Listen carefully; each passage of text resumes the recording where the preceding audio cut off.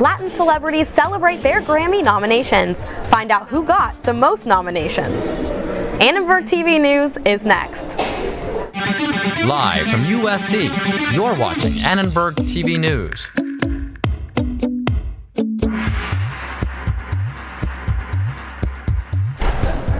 USC Student Health sent an email this afternoon about coronavirus booster shots. Good evening, I'm Gabriella Rudy. And I'm Marilyn Parra. USC students, faculty, and staff who are in certain groups will soon be eligible for the third shot. Annenberg Media talked with Chief Health Officer Dr. Sarah Van Orman.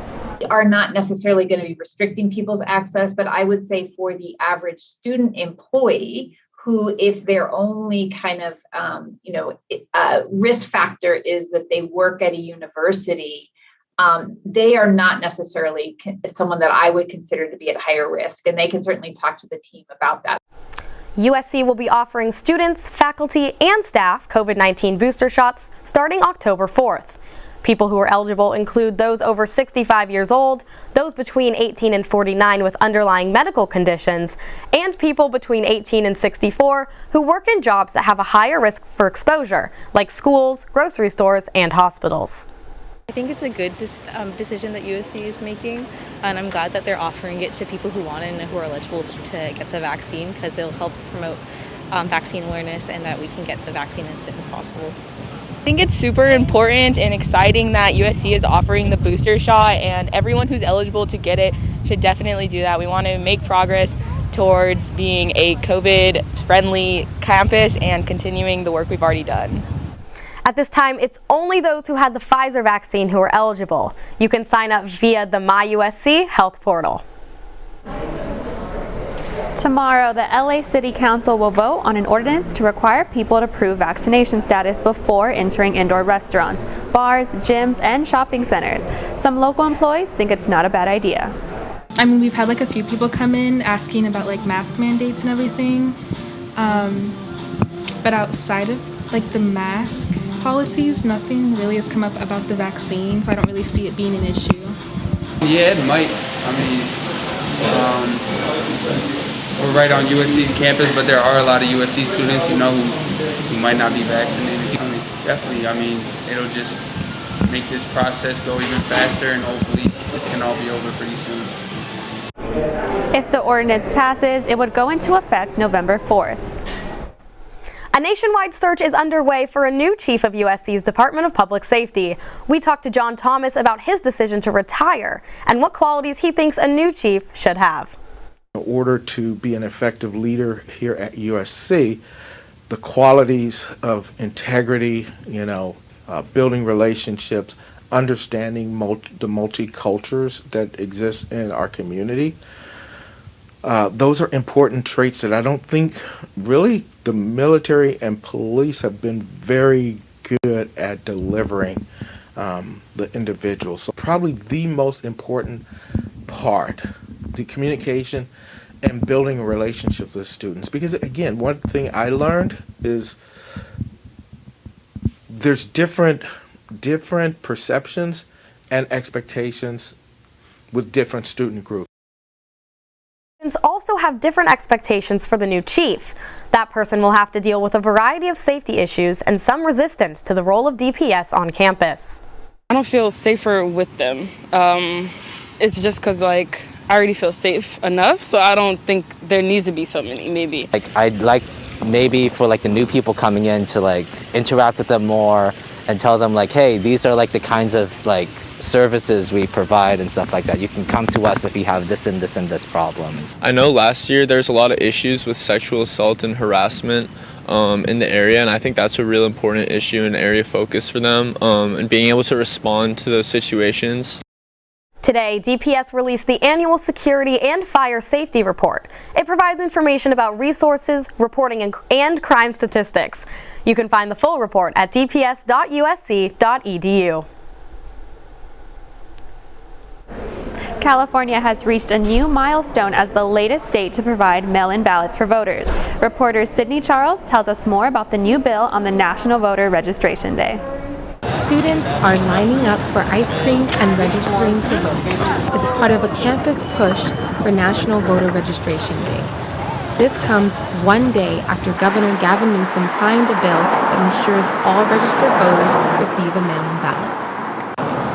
The vice president of the Trojan Democrats believes the new law will increase voter participation.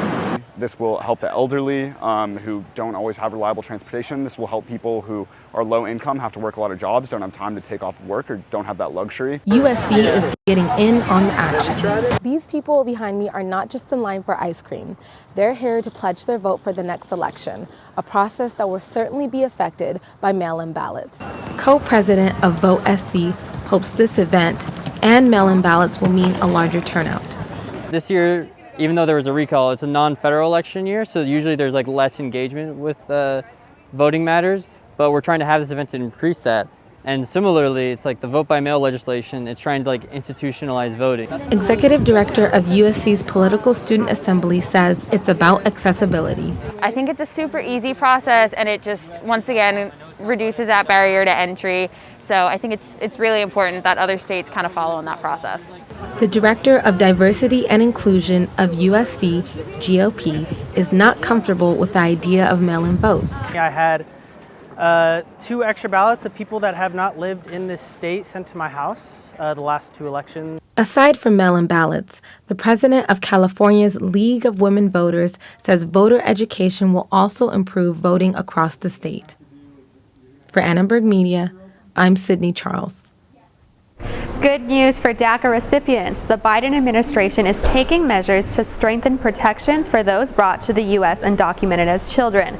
A proposed rule could prevent future legal challenges. The U.S. says DACA, or the Deferred Action for Childhood Arrivals, has helped to protect more than 600,000 young immigrants from deportation.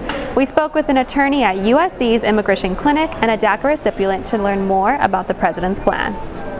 I come to college here, I try to get a job, and then I can't work anymore. It's like, what do I do? Do I go back to my home country? Like the amount of work that, undocumented people do for this country, this shouldn't be so hard. It shouldn't be this hard. This is the time that we need to, make some progress, do something about DACA, because the challenges are going to continue. For more information, you can contact USC's Immigration Clinic at immclinic@law.usc.edu. The Varsity Blues trials are underway in Boston, and the coaches involved are taking the stand. One coach told jurors today that an alleged star water polo player came to just one practice and then quit. Former head coach Jovan Vavic had bragged about the player's speed, saying he could, quote, fly in the pool. Private equity investor John B. Wilson is pleading not guilty to charges he paid Vavic to recruit this player, who is his son. Actress Lori Loughlin is set to make her return to television for the first time since her involvement in the Varsity Blues scandal. Loughlin pled guilty to conspiring to get her daughters into USC by fraud. She served 2 months behind bars and was released in April. The actress will reprise the role of Abigail Stanton in Season 2 of the Hallmark series When Hope Calls. She was dropped from Season 1 because of the scandal. Animal rights organization PETA filed a free speech lawsuit against the LA Metro after the transportation agency refused to run pro-vegan ads on its buses. In public areas like Metro's buses and transit stations, the government cannot censor or prohibit speech based on the viewpoint of the speaker. And yet Metro is doing exactly that in both policy and practice by allowing fast food companies to promote fried chicken, but preventing PETA from pointing out the simple truth that no one needs to eat meat. The ad central to the lawsuit features a chicken. PETA says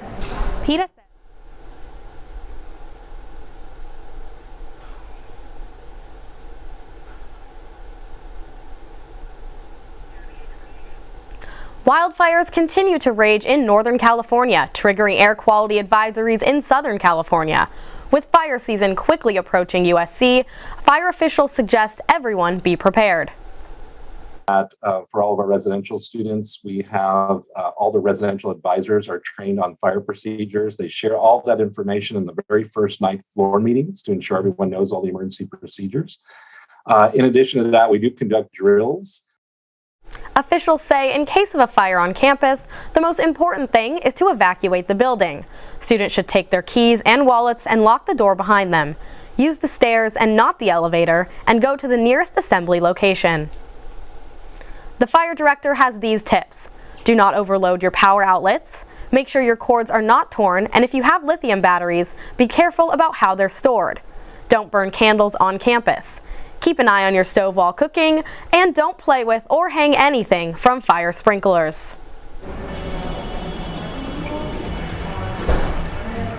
A new study shows artificial sweeteners may not benefit people who are on a diet. When musicians are sharing their talents on campus, find out if they're giving open-air concerts. And the Latin Grammy nominations are in. See how the music is making a big impact.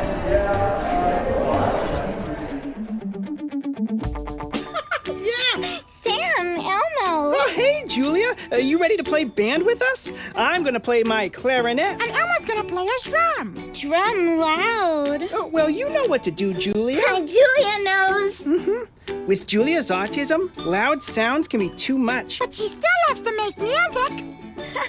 Play band. Early screening for autism can make a lifetime of difference. Find out more at screenforautism.org. Recently, the western U.S. has averaged more than 1,900 earthquakes and 3,800 significant wildfires each year. So chances are there will be more of both near here again. And between school, sports, and social lives, chances are you won't be with your kids when it happens. Will they know what to do? Ready.gov/kids has all the educational tools and information to make the conversation easy. When the time comes, chances are they'll feel prepared, not scared. So talk with your family today. Jordan knows he shouldn't eat this entire bowl of nachos, but tonight he's earned that right. Because a few hours ago in the middle of happy hour, he recognized a sign. Not from the gods or a bolt of lightning, but from a double heart, a kissy face, and a fourth ha in ha ha ha. That's when Jordan knew he was buzzed. So when it was time to go, he got a ride home instead of driving. Be a legend like Jordan. Recognize your buzzed warning signs and get a ride home. Buzz driving is drunk driving. Artificial sweetener may not be the weight loss preventative. It's cracked up to be, at least not according to a study published by the Keck School of Medicine. The study measured an increase in food cravings and appetite in women and overweight people after consuming artificial sweeteners. But one professor noted a shortcoming in the study regarding the percentage of sweetener consumed. The amount of sucrose, or even the collectively equivalent of the sucralose, that is the non-nutritive sweeteners, were actually much higher than you would ever expose to. It's about how people react to certain doses, and this dose is really, again, like I mentioned, is really too high to really assess what the population is being exposed to. The study ultimately concluded that artificial sweeteners may make some people feel hungrier, which is good to know, no matter how much of it people consume. Thanks, Marilyn.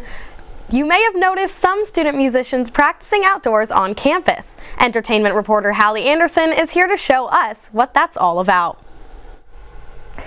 Thornton School musicians are whistling down the wind, literally, as COVID protocols have sent singers and wind players outside for practice.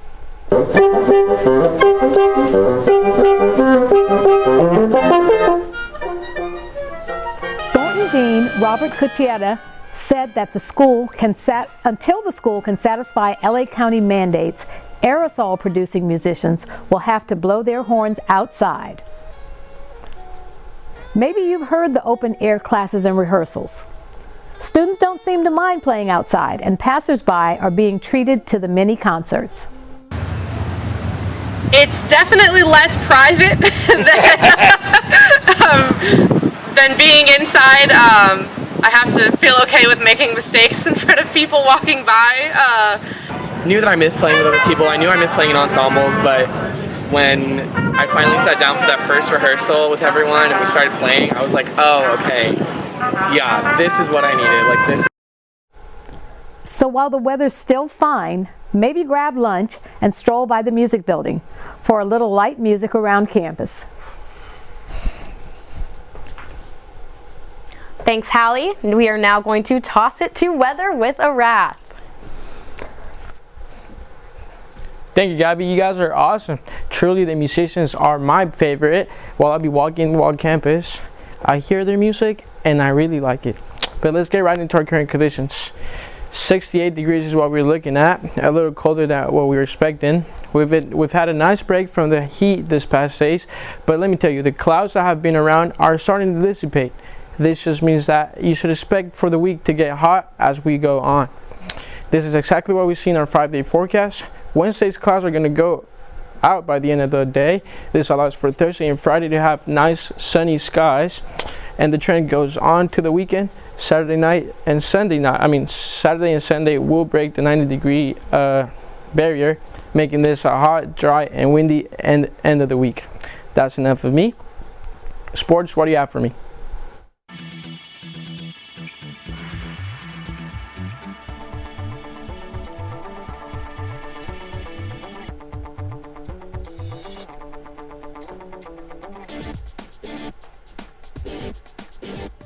Leaving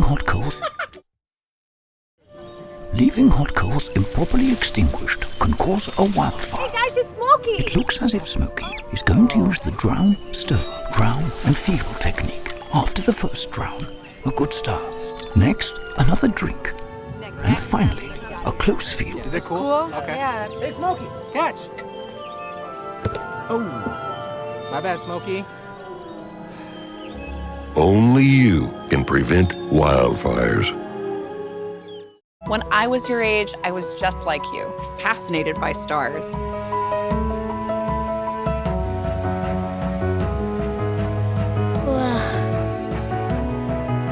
But now I get to search for life in the universe. And who knows, maybe life is looking for us too. So we're like aliens to them? Yeah. Does anyone want to be a scientist now? I do. Awesome. We need more girls in STEM. Maybe we can find aliens. I'll never forget the day our landlord called and said, read your lease. No pets allowed. My owner tells him my dog ate the lease, but that didn't work. And now I'm stuck in a shelter. But this pit bull is ready for a new crib. I'm loving, loyal, and play well with others. So don't be intimidated by all my muscles, because the biggest one I have is my heart. That's right, I said it.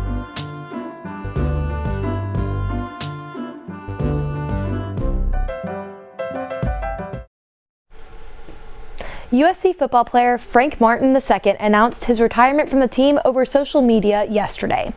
Martin will be taking on a new role with USC Athletics.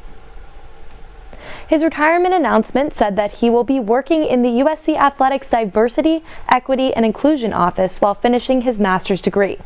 Martin said he's proud of, quote, being a part of the best football program and institution on God's green earth.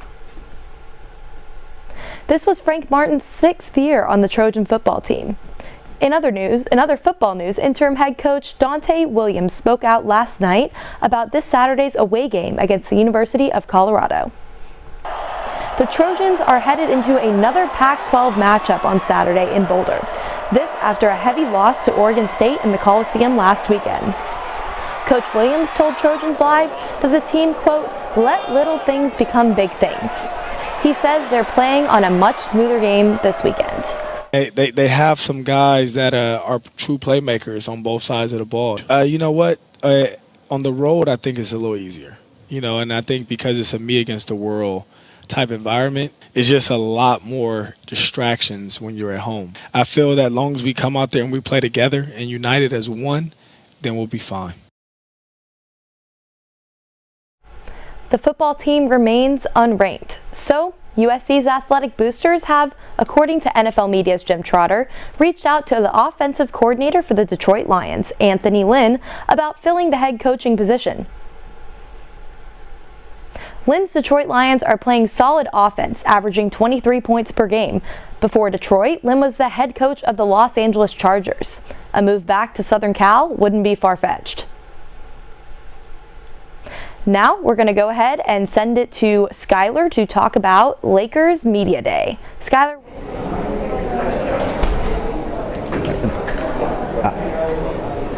There's nothing running.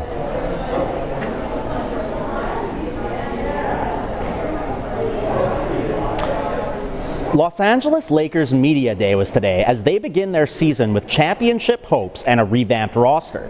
They look to rebound after finishing last season surprisingly early following the success of their 2020 championship. They addressed playmaking by bringing in superstar Russell Westbrook and shooters including future Hall of Famer Carmelo Anthony. Defensive stalwart and 2020 champion Dwight Howard will anchor the defense alongside returning veterans LeBron James and Anthony Davis. Sports always mimics the real world, as questions regarding vaccination status were omnipresent throughout the day. LeBron spoke about his status. I know that I was very skeptical about it all, but after doing my research and things of that nature, I felt like it was best suited for not only me, but for my family and for my friends. And, and that's why I decided to do it. Russell Westbrook and LeBron James are two of the biggest superstars in the NBA. So how will the ball-dominant former MVPs coexist? Some of their career statistics are nearly identical, but while LeBron is looking to win his 5th championship ring, Westbrook looks to win his 1st. All right, we're bringing in Presley. Now, Presley, what do you think about Russell Westbrook's chances at winning his 1st NBA championship this year? You know, I'm from Dallas. I watched Russell Westbrook play since his beginning of his time at Oklahoma, and I think he's going to do a great job, especially surrounded by players like LeBron and Anthony Davis, Dwight Howard, Carmelo, all the people you named. I think it's time for him to get his 1st championship. He's got a great three-point percentage from last year in Washington, 32%, and I think they can do it. What do you think? Yeah, absolutely. You know, Westbrook, LeBron, and Anthony Davis all met over the summer talking about how, in fact, they would work together. So they wouldn't have done that and all agreed to join up unless they had a plan. And people are saying this team is too old, but they're 32.1 years of age on average. 98 Chicago Bulls that won the championship with Michael Jordan, 31.7. So this is a tried and tested formula that their age of the 6 future Hall of Famers on this team will help them out. I agree. I think their expertise is going to beat out any kind of young leg situation you have there. I think they're going to be great. And thank you for bringing me in on this, Skyler. Pleasure.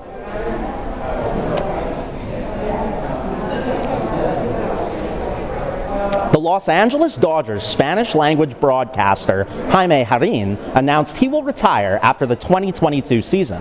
Harín worked with the team for 64 years and was an important figure in the Los Angeles Latinx community and amongst Spanish-speaking baseball fans across the globe. The Dodgers' official Twitter account posted a message from the Baseball Hall of Famer. He thanked Dodger fans and said he's excited to spend time with family and explore his love of travel. All right, that's all we have for sports, so let's toss it back to Marilyn.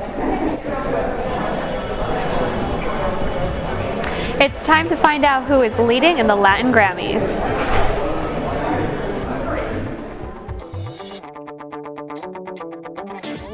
When you adopt a shelter pet, you discover all the things that make them unique. And your mother. They're a little bit of a lot of things, but they're all pure love.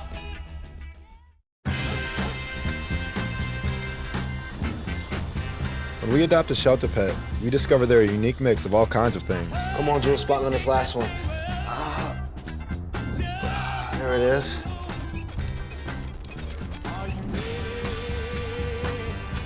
Keep going with it. Leo. They're a little bit of a lot of things, but they're all pure love. From the University of Southern California, I'm Dan Toomey, and this is the Night Class Podcast.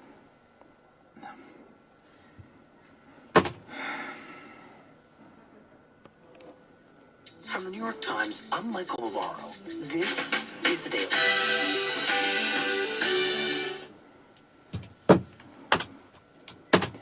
From the University of Southern California, I'm Dan Toomey. This is Night Class. Bum, bum, bum.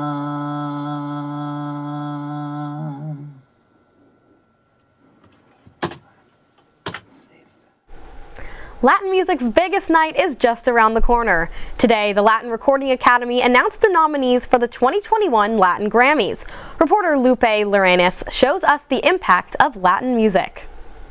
Some of Latin music's biggest stars are celebrating their Latin Grammy nominations. Colombian singer Camilo has a total of 10 nominations, while Puerto Rico's hitmaker Bad Bunny has 4. He's won 2 Latin Grammys in the past. Women are also leading in nominations this year, especially in the Best New Artist category. 7 out of the 11 nominees are female. A representative from the Recording Academy says this is a huge accomplishment. The fact that so many women have been nominated just speaks of where the industry as a whole is going and where Latin music is going.